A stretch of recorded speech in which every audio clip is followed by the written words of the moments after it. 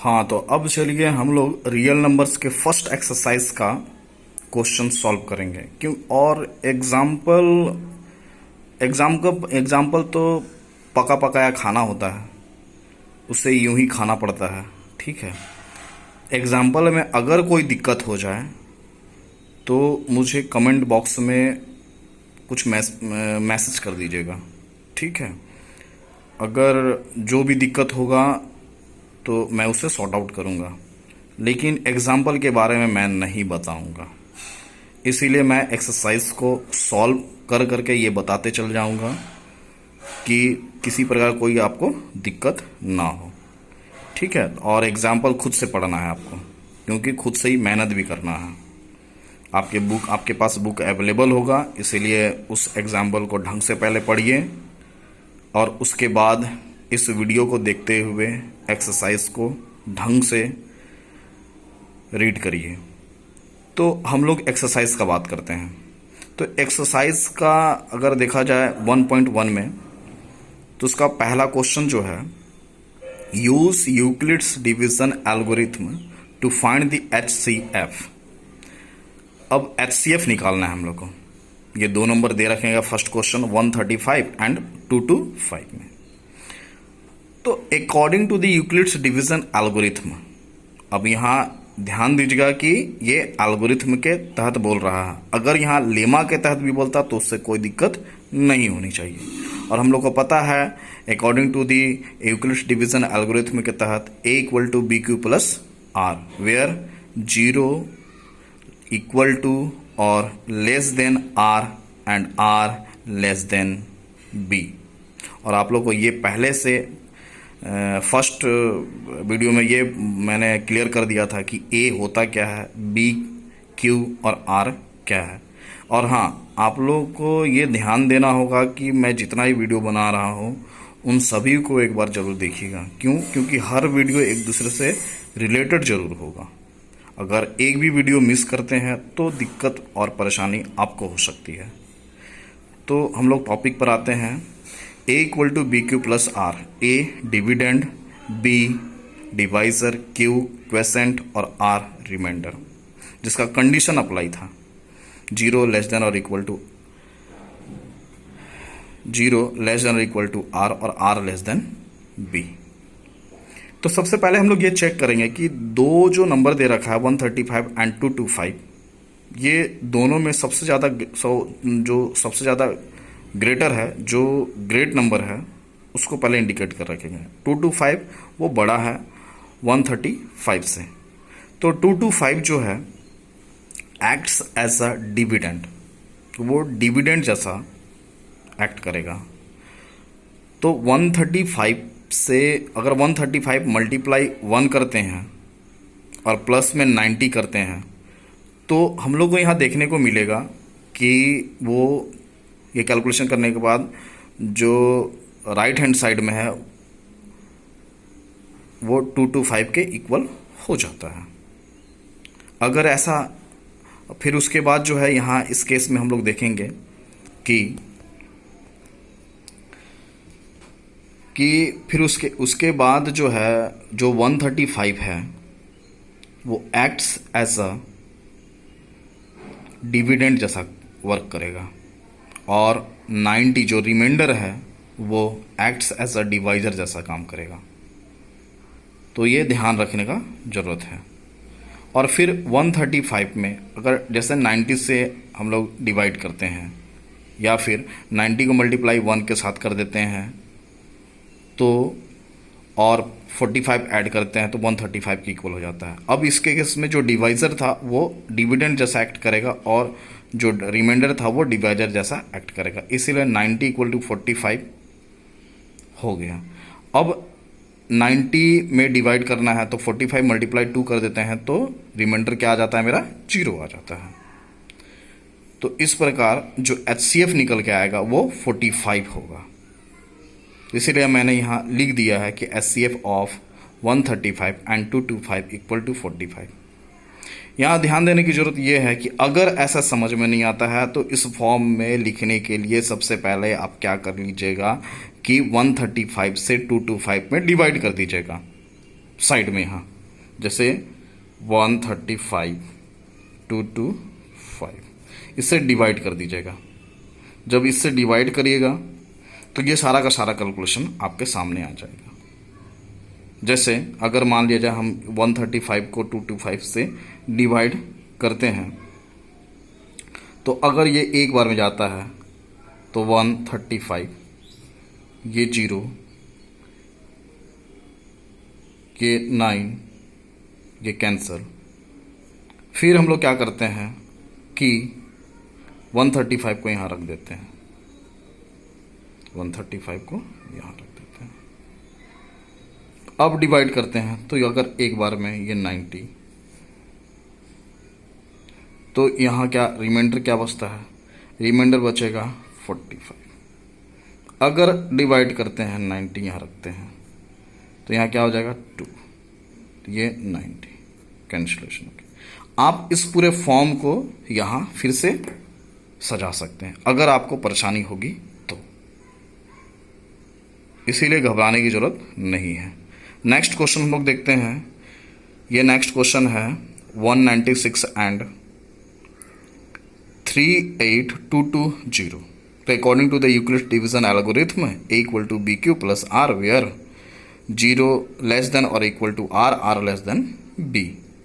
और हम लोग सबसे पहले वही फिर से प्रोसेस देखेंगे कि चूंकि या फिर सिंस 38220 ग्रेटर देन 196, इसीलिए यहाँ पर ही जो 38220 जो है वो एक्ट्स एज अ डिविडेंड जैसा वर्क करेगा।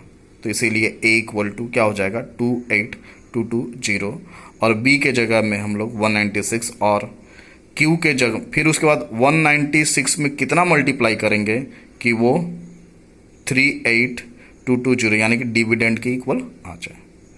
इसलिए अब हम लोग क्या करेंगे कि 196 में 195 से डिवाइड कर देंगे, तो रिमाइंडर मेरा आ जाएगा 0।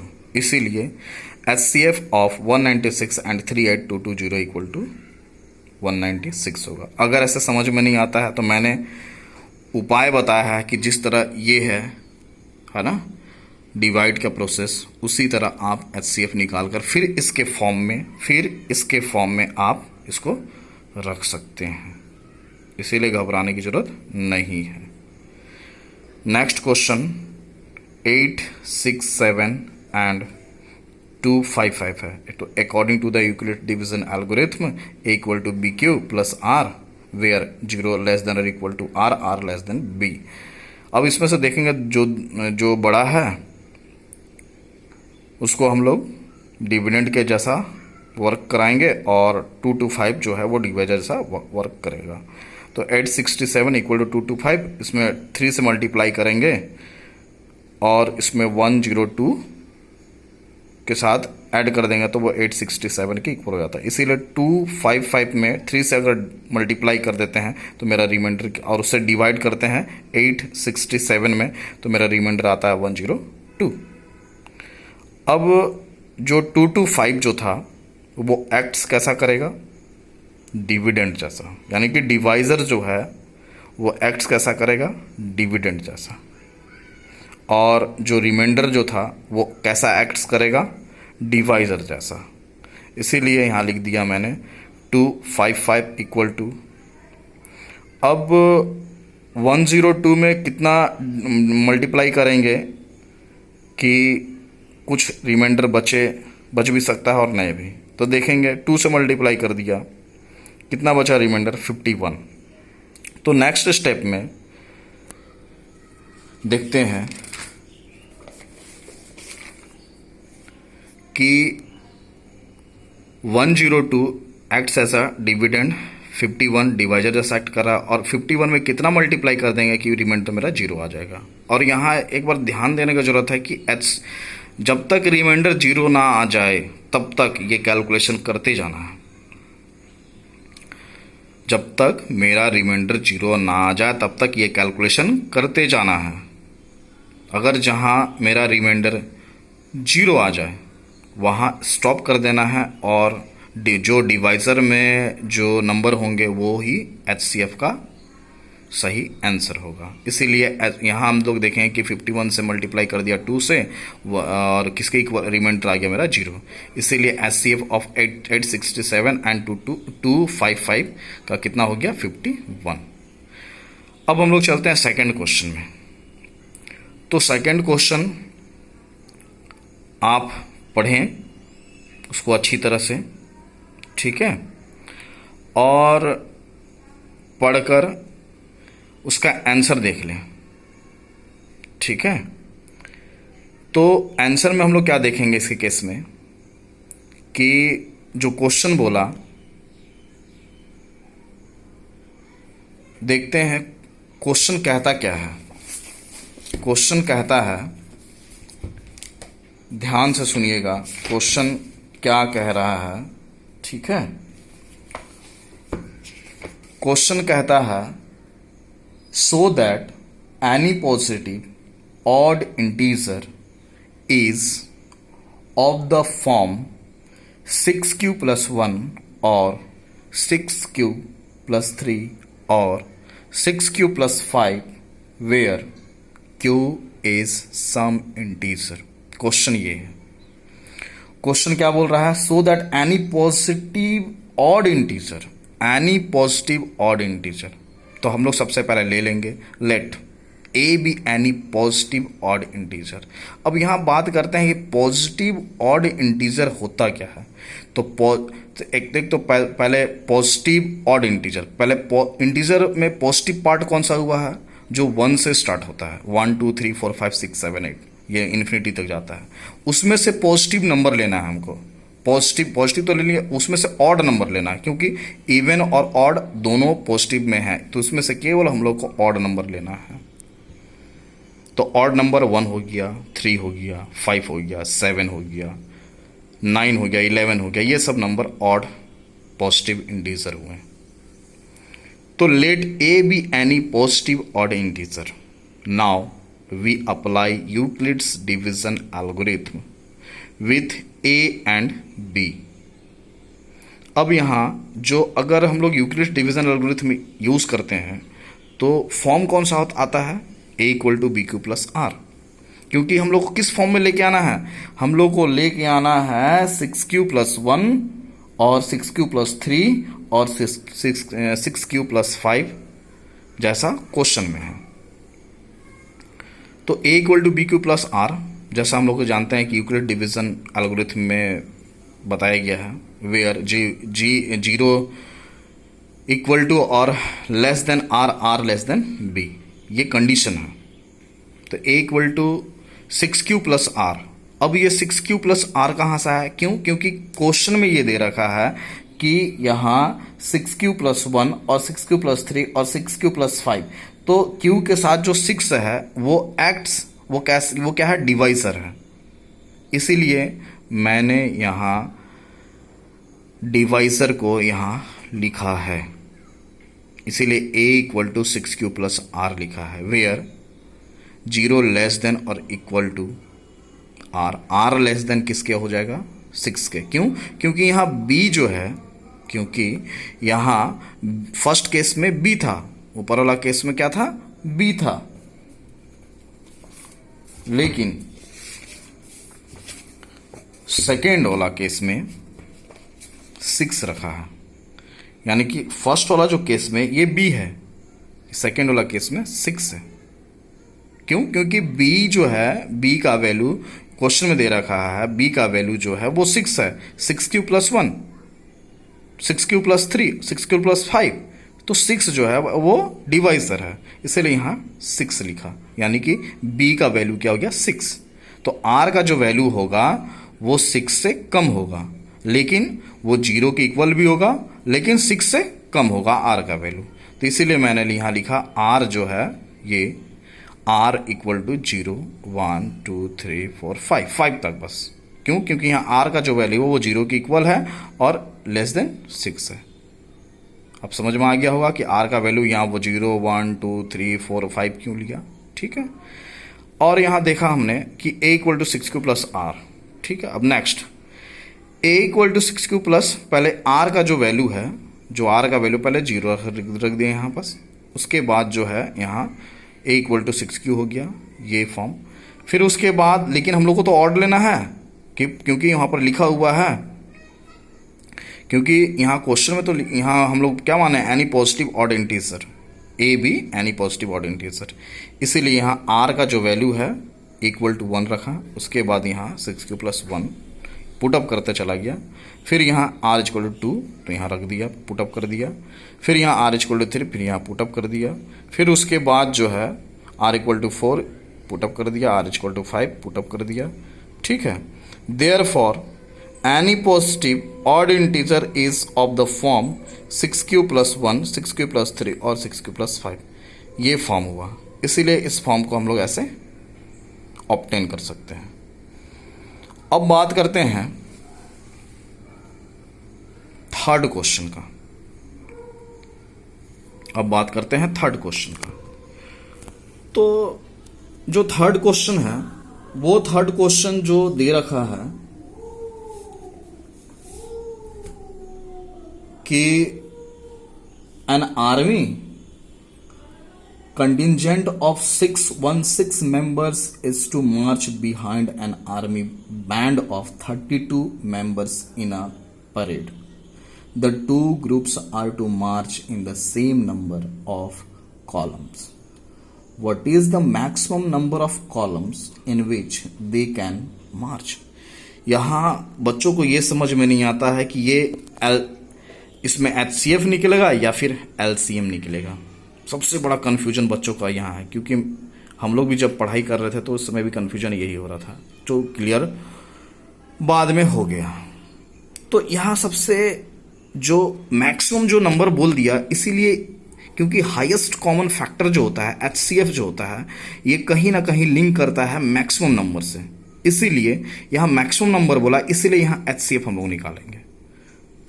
तो हम लोग देखेंगे कि फिर वही कि जो दो नंबर दे रखा है दोनों में से बड़ा कौन है, 616 बड़ा है 32 से, इसीलिए यूक्लिड डिवीजन लेमा लगाएंगे और a equal to b q plus r रखेंगे, वेयर जी जीरो इक्वल टू और less than r, r less than b. फिर वही प्रोसेस जो एससीएफ हम लोग पहले भी निकाल चुके हैं। तो 616 इक्वल टू 32 में मल्टीप्लाई करेंगे 19 के साथ, रिमाइंडर मेरा आएगा 8। और उसके बाद जो है जो 32 है वो एक्ट्स एज अ डिविडेंड जैसा काम करेगा और 8 जो है रिमाइंडर जो है वो डिवाइडर जैसा काम करेगा। फिर 8 में हम लोग 4 से मल्टीप्लाई करेंगे तो रिमाइंडर मेरा आ जाएगा 0। अब 0 आ गया, रिमाइंडर अगर मेरा 0 आ गया तो वहाँ मेरा कैलकुलेशन स्टॉप कर देंगे। अब हम लोग अपना कैलकुलेशन स्टॉप करेंगे और वहाँ देखेंगे कि HCF of 616 and 32 equal to 8। तो इसमें 8 जो होगा इसका HCF होगा। अब बात करते हैं फोर्थ क्वेश्चन का। तो फोर्थ क्वेश्चन का जो क्वेश्चन है वो ध्यान से सुनिएगा। क्वेश्चन है use Euclid's division lemma to show that the square of any positive integer is either of the form 3m or 3m plus 1 or some integer m। तो यहां जो है स्क्वायर करने के लिए कहता है, square of any positive integer बोलता है, square of any positive integer. तो square of any positive integer होता क्या? पॉजिटिव बोलने का मतलब इंटीजर का पॉजिटिव पार्ट, 1 2 3 4 5 6 7 8, वो कहां तक जाएगा? इन्फिनिटी तक जाएगा। तो वो पॉजिटिव इंटीजर हुआ। नेगेटिव को छोड़ देना है, जीरो को छोड़ देना है, ठीक है। तो हम लोग इसका आंसर करते हैं, लेट ए बी एनी, उसी के हिसाब से भी लिखाना होगा। Let a be any positive integer now. तो ए को हम लोग क्या मान लिए हैं कि कोई भी अभी एक एनी पॉजिटिव इंटीजर है, और पॉजिटिव इंटीजर में 1 हो सकता है, 2 हो सकता है, 3 हो सकता है, 5 हो सकता है, 1 2 3 4 5 इन्फिनिटी तक जा सकता है। Now we apply Euclid's division algorithm, we get, फिर वही form a equal to b q plus r, where r less than और इक्वल टू आर, यानी कि where 0 less than or equal to r less than b. Here b equal to 3. क्यों? क्योंकि वहां दे रखा है, क्वेश्चन में आपका दे रखा है, इंडिकेट कर रखा है कि the square of any positive integer is either of the form 3m or 3m plus 1 और some integer m, यानी कि 3m और 3m plus 1. तो 3 जो है वो m के साथ इंक्लूड है क्वेश्चन में, तो 3 जो है वो एक्ट्स एज अ डिवाइजर जैसा काम करेगा. ठीक है, इसीलिए b इक्वल टू यहां हमने लिख दिया 3. इसीलिए परेशान होने की जरूरत नहीं है कि 3 कहां से आया. तो b इक्वल टू 3 क्वेश्चन में है. ठीक है, तो 0 less than equal to r और r less than 3, r less than 3. ठीक है, और r इक्वल टू 0 1 2. तो r का वैल्यू क्या क्या हो जाएगा, क्योंकि यहां पर ये कंडीशन क्या रखा है कि r का जो वैल्यू है वो 0 के इक्वल होगा और 0 से बड़ा होगा, लेकिन 3 से छोटा होगा. तो 0 होगा, 1 होगा, 2 होगा, उससे आगे तो नहीं. तो अकॉर्डिंग टू दी क्वेश्चन, अब जैसा क्वेश्चन बोला था, क्यों क्वेश्चन क्या बोला था, क्वेश्चन बोला था कि the square of any positive integer, the square of any positive integer का बात किया था. इसीलिए हम लोग यहां क्या बात करेंगे, अकॉर्डिंग टू द क्वेश्चन बोला था, इसलिए a इक्वल टू 3q का स्क्वायर कर देंगे. ठीक है, क्योंकि यहां रिमाइंडर क्या हो गया 0. तो इसका वैल्यू हम लोग लिखेंगे 9q का स्क्वायर, इतना इक्वल टू कैलकुलेशन करेंगे. अब 9q स्क्वायर को हम लोग लिख सकते हैं 3 मल्टीप्लाई 3q का स्क्वायर. ठीक है, अब जो है यहां देखेंगे हम लोग, लेट हम लोग मान लेते हैं, यानी कि लेट ले लेते हैं वी टेकिंग, है ना. तो सिंस हम लोग ले लेते हैं कि 3q का स्क्वायर इक्वल टू m है, तो यहां क्या हो जाएगा a इक्वल टू 3m. ठीक है, अगेन हम लोग देखते हैं कि जब r का वैल्यू 1 रखते हैं तो यहाँ क्या हो जाएगा a equal to 3q plus 1. अब squaring according to the question, squaring कर देंगे जैसा क्वेश्चन बोला था हम लोग को. तो यहाँ a equal to 3q plus 1 का स्क्वायर कर दिए. ठीक है, इतना इक्वल टू, अब 3q प्लस 1 का स्क्वायर किए, तो हम लोग को पता है कि भाई कि 3q प्लस 1 का स्क्वायर किसके फॉर्म में हो रहा है, तो a प्लस बी का होल स्क्वायर. तो इसीलिए लिखेंगे 3q का square plus 2 multiply 3q plus 1 plus 1 का स्क्वायर. क्यों? क्योंकि हम लोग को मालूम है कि ये 3q प्लस 1 का स्क्वायर जो है वो a प्लस बी का होल स्क्वायर होता है. इसलिए यहाँ a प्लस बी का होल स्क्वायर का फॉर्मूला जो होता है वो a square plus 2ab plus b square होता है.